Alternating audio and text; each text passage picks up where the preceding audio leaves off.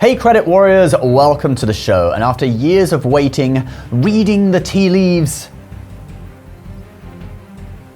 following the breadcrumbs of mysterious trademark filings indicating that Citi may be launching some new cards called Strata. The wait is over. The Citi Strata Premier has now officially replaced the Citi Premier. In addition to new card art, there are some new benefits, and in this video, we are going to take a look at all of them. So consider this a full review of the new Citi Strata Premier, and I'm going to compare it to another very popular credit card that seems to be the direct competitor, and that would be the Chase Sapphire Preferred. Hey everyone, my name is Ben Hedges, aka the Credit Shifu, and on this channel, I review credit cards, financial products, and luxury travel. If you like the sound of that, do subscribe for more content like this. So the Strata Premier just launched with a 75,000 point welcome bonus, which is up from the 60,000 points that the old Citi Premier had, and that is for spending $4,000 in the first 3 months. Curiously, it is the exact same bonus that Chase brought in on the Sapphire Preferred card, a card that competes directly with the Citi Strata Premier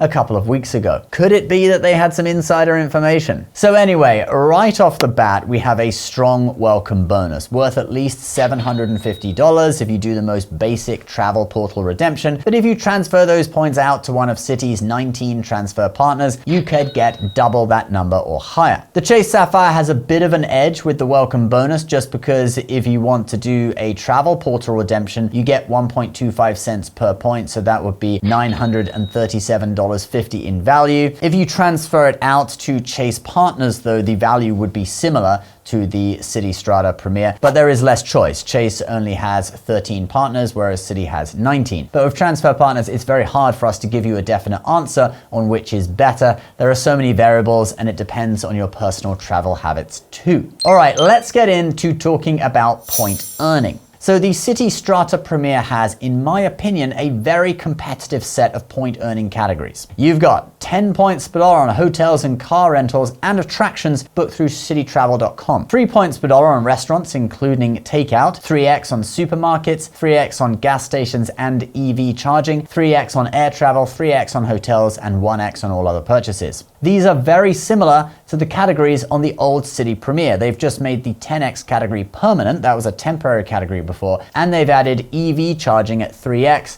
Before, it was just 3x on gas. The fact that it gets 3x on restaurants, grocery stores, and gas and EV charging makes this an amazing card for earning points on everyday spending. For air travel and hotels, I would probably use other cards. It's easy to get 5x on air travel. And for hotels, I normally use a co-branded card on whatever hotel chain it is. All right, now let's look at the Sapphire Preferred. You get 5x on travel booked through the Chase Travel Portal, 3x on dining, 3x on streaming services, 3x on online grocery, excluding Target, Walmart, and wholesale clubs, 2x on travel, and 1x on all other purchases. To me, this is a complicated set of earning categories that make you jump through hoops. Like 3x on grocery is only for online grocery orders, while 3x on streaming, in my opinion, it's a wasted 3x category since most people only spend, say, $100 or less per month on different streaming services. 2x on travel only matches the base rate on cards like the Citi Double Cash. The one thing I do like is the 3x on dining, which obviously matches the Citi Strata Premier. However, you can get that on the Chase Freedom Flex anyway. And getting 5x on travel through Chase obviously beats the Strata Premier when it comes to booking airline tickets. Obviously not for hotels because the Strata Premier is 10x, but if you want to book a flight and you're willing to book through Chase, that's a pretty good rate. One advantage of the Sapphire Preferred, though, is the 10% anniversary point bonus. Here is what that means. Each account anniversary year, you'll earn bonus points that equal 10% of your total spend in points from purchases made with your credit card during the previous account anniversary year at a rate of 1 point for each $1 spent. So before you're thinking, whoa, this increases the welcome bonus, no, it's only a bonus on your spending. So if you spent $10,000 in the year, regardless of spending categories, you'll get 10,000 points extra. Kind of cool, but nothing groundbreaking. The Sapphire Preferred does also have some partner benefits that Chase says are $150 a year in value for things like Instacart, DoorDash, and Lyft. I'll put them all on screen now, and for some people, you may really get a lot of benefit out of them, and for others, Probably not. So your mileage may vary with these. That's why I'm not really going to go through them in detail. All right, let's now talk about annual fees and credits that offset them. And speaking of offsetting annual fees, if you're in the business of getting maximum value out of all your credit cards, you have to check out the sponsor of today's video, Max Rewards. It links to all of your credit card accounts from every major bank and displays info in one easy-to-use dashboard, even showing you information that the bank would normally make it not so easy to see, like if you are actually offsetting your annual fee with all the points and credits and stuff that you use each year. Max Rewards has the easy-to-use card value tool that shows you all that. You can see on this credit card, I've earned $321 in rewards and credits, but the annual fee is only $250, so the card is worth it for me. The app also shows you all your balances, utilization, and points and rewards balances on every card in your wallet, as well as recommending which card to use in which category for the maximum rate of rewards. With the premium version, Max Rewards Gold, the app will even activate all of your credit card offers for you so you never miss a deal. And you may even sometimes get an email saying that you used an offer without realizing it. It happened to me recently when I saved $20 on an insurance policy I bought. You can get a 7-day free trial of Max Rewards Gold with my link below, and if you use the code HEDGES24 when you sign up, you'll get a discount of 3 months on your annual membership if you do decide to keep it after the free trial. You can also just download it and check out the free features. So both cards have an annual fee of $95, which at the moment is not waived for the first year. The Citi Strata Premier completely offsets that with a $100 hotel credit.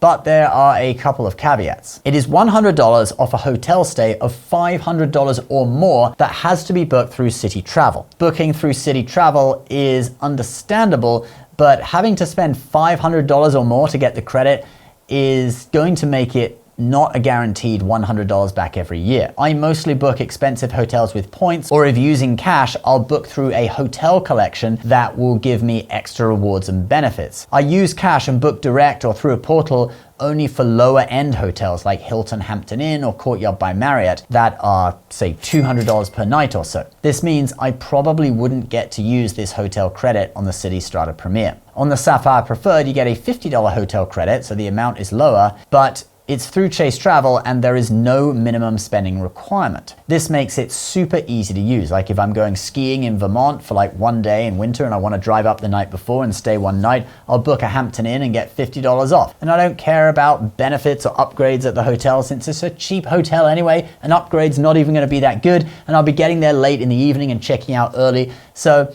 obviously for each person it's going to be different, but for me, the hotel credit on the Sapphire Preferred is going to be way easier to use. All right, let's now talk about the travel protections, and this is a big plus for the new Citi Strata Premier, or a big upside that has been missing, according to Forbes. You see, back in 2019, Citi pretty much removed all of the travel insurances and other shopping benefits from their cards. This proved too drastic, and I think many people did not want to use the cards for travel anymore. Like, I would never book an air ticket with a card that didn't provide trip cancellation and interruption insurance. I'd never rent a car on a card without collision damage waiver. Well, with the new Citi Strata Premier, many of these benefits are back, and here is what the card provides. Trip delay protection, common carrier trip cancellation and interruption protection, lost or damaged luggage protection, master rental coverage, rental car insurance or CDW, and that is secondary. This is a great start at getting value back into the Citi Strata Premier for travelers. Let's now look at what the Chase Sapphire Preferred provides. Trip delay reimbursement,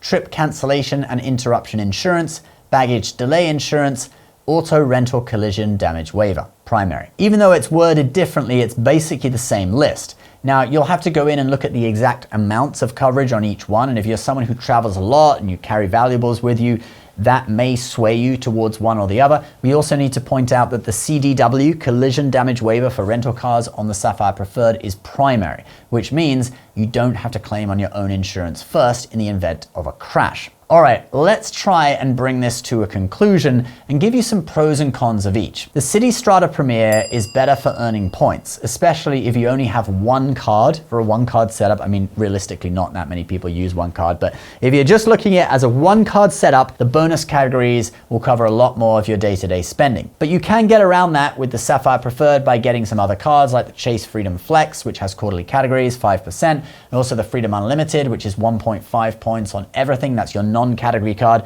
and then you can transfer those points over to the Sapphire Preferred. But then again, you can do the same thing with Citi. You got the Citi Double Cash that earns 2 points per dollar on everything. That's a better rate. And the Citi Custom Cash, which is 5x, $500 a month on your biggest spending category. So even if you do that, actually the Citi system still works out better in terms of earning rewards. So Citi wins on that front. But then for redeeming rewards, the Sapphire Preferred has the edge when it comes to travel portal redemptions. It's 1.25 cents per point versus 1 cent per point with Citi. When you transfer to partners, it will really depend on you and what airlines and hotels are useful for you. On offsetting the annual fee with credits, the Sapphire wins again. That $50 hotel credit is much easier to use, and there are some credits for things like Instacart, which some people might be able to make use of to offset the annual fee more. On travel insurances, they are now pretty similar, but the Sapphire has primary CDW, so I guess that gives it the edge. Although if you travel really mostly internationally, that's not going to make a difference because then it would be kind of primary in effect on both cards since your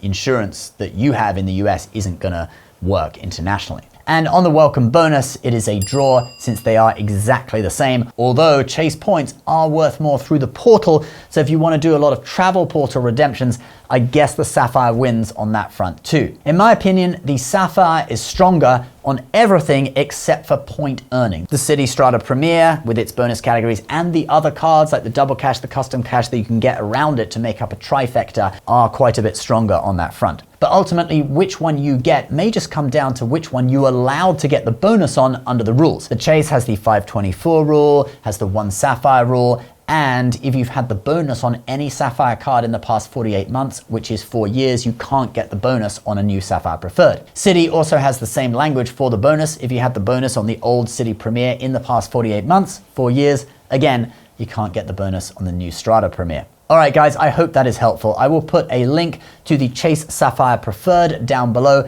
and I'll also put a link to my credit card guide where if you go to the top, click credit cards, and then click best travel cards and scroll down, you'll find the Citi Strata Premier as well. These are affiliate links. They do really help us out if you use them. I thank you very much if you do. Just make sure the welcome bonuses that you are offered are competitive with what is publicly available. Also, don't forget to get a free trial of Max Rewards and then a 3-month discount if you decide to keep it with my code Hedges24 with my link below. That will be the first link in the description.